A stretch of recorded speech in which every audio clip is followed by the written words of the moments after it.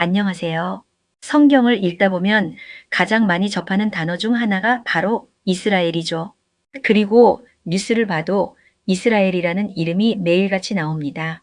어떨 때는 거룩한 하나님의 백성 같다가도 어떨 때는 복잡한 국제 뉴스의 주인공이 되기도 합니다. 성경 속의 그 이스라엘이 지금 저 나라가 맞나? 하는 의문 한 번쯤 품어보셨을 거예요. 이 질문은 정말 중요합니다. 결론부터 말씀드리면 이들은 역사적 영적 뿌리는 공유하지만 실체와 성격은 매우 다릅니다. 역사적 배경은 이어져 있지만 동일한 존재는 아니다. 이것이 핵심입니다. 오늘은 우리가 꼭 구분해야 할 세 가지 이스라엘에 대해 그리고 그 복잡한 관계에 대해 아주 쉽게 이야기해 보려 합니다. 가장 먼저 우리가 성경에서 만나는 이스라엘입니다. 이 이름의 시작은 사람이었습니다. 바로 아브라함의 손자 야곱이죠. 하나님과 씨름하여 이겼다는 뜻의 이스라엘이라는 이름을 얻게 된 후 그의 12아들이 이스라엘의 12지파가 되었습니다.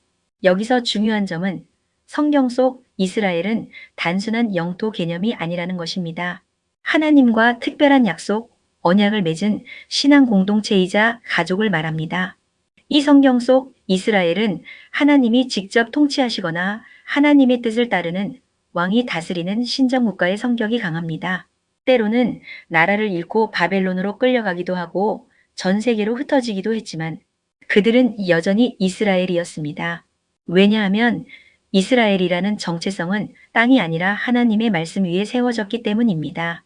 성경을 읽으실 때 이스라엘은 하나님이 선택하신 인류 구원의 통로라고 이해하시면 가장 정확합니다.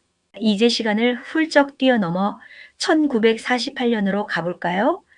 제2차 세계대전과 홀로코스트라는 비극을 겪은 유대인들이 옛 조상의 땅에 세운 나라가 바로 지금 우리가 지도에서 보는 이스라엘입니다. 이 둘을 완전히 별개라고 할 수 없는 이유는 연속성 때문입니다. 첫째, 지리적 위치가 같습니다. 성경의 땅이죠. 둘째, 민족적 정체성입니다. 현대 이스라엘을 세운 주축인 유대인들은 자신들이 성경 속 야곱의 후손이라는 정체성을 2000년 넘게 지켜온 사람들입니다. 셋째, 명분입니다. 현대 이스라엘이 세워질 때 사용한 가장 큰 명분이 성경 속 우리 조상의 땅으로 돌아간다는 것이었습니다. 하지만 이스라엘이라는 이름만 같을 뿐 실체는 완전히 다릅니다. 이 나라는 세속 민주주의 국가입니다. 투표로 뽑힌 정치인들이 헌법과 법률에 따라 다스리죠. 국민 중에는 유대교를 믿지 않는 무신론자도 많고 아랍인 시민도 20%나 됩니다. 성경의 선민과는 범위가 다릅니다. 마지막으로 요즘 뉴스에 자주 등장하는 네타냐후 총리의 이스라엘입니다. 베냐민 네타냐후는 이스라엘을 아주 오랫동안 이끌고 있는 정치인입니다. 그가 이끄는 정부는 안보와 생존을 최우선으로 하는 매우 강경한 보수주의 노선을 걷고 있습니다. 그래서 이스라엘이라는 나라 안에서도 네타냐후의 정책에 찬성하는 사람과 반대하는 사람이 격렬하게 나뉩니다. 우리가 성경에 이스라엘을 사랑한다고 해서 현재 특정 정치 세력이 행하는 모든 군사적, 정치적 결정을 무조건 성경의 뜻이라고 단정 짓는 것은 위험할 수 있습니다. 국가와 정부 그리고 신앙의 정체성을 조금은 분리해서 볼 필요가 있는 것이죠. 그렇다면 우리 기독교인들은 이 복잡한 상황을 어떻게 읽어내야 할까요? 많은 기독교인은 예수 그리스도 이후의 참 이스라엘은 혈통이 아니라 예수를 믿는 교회라고 믿습니다.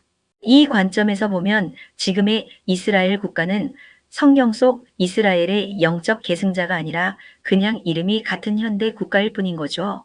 하지만 그 땅의 역사적 배경을 무시할 수도 없습니다. 성경의 이스라엘이라는 뿌리에서 시작되었지만 오늘날 우리가 마주하는 이스라엘은 복잡한 현대사의 결과물이다라는 뉘앙스를 유지하시는 게 가장 지혜롭습니다. 따라서 우리는 지금 그 땅에서 일어나는 갈등과 아픔을 보며 어느 한쪽을 무조건 편들기보다는 성경이 끊임없이 강조하는 평화를 위해 기도해야 합니다. 성경 속 이스라엘을 통해 우리를 향한 하나님의 사랑을 깨닫고 현대의 이스라엘을 보며 이 땅에 진정한 평화가 임하기를 소망하는 것. 그것이 오늘날 성경을 읽는 우리들의 성숙한 모습이 아닐까 생각합니다. 오늘 이스라엘에 대한 이야기가 여러분의 성경 읽기에 작은 등불이 되었기를 바랍니다.